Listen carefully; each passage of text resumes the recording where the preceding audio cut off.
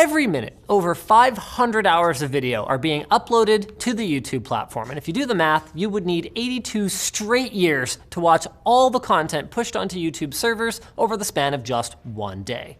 And YouTube is just one site. So how big is the rest of the internet? It's estimated by Statista that current worldwide data center capacity is around 2,000 exabytes.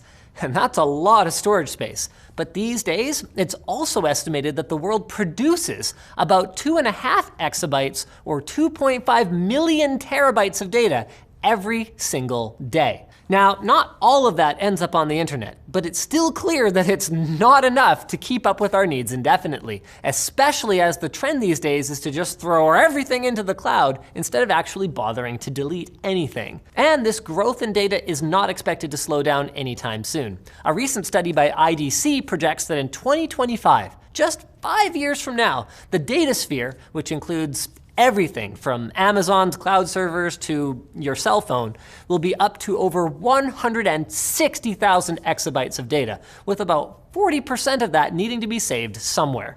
That works out to about 64 billion terabytes worth of medical records, memes, and tech videos that will need a server to call home. So it's not surprising then that big tech is trying to get more data centers built as quickly as they can, and new technologies like heat-assisted magnetic recording or HAMR, which you can learn more about up here, are being developed to increase the capacity of traditional hard drives.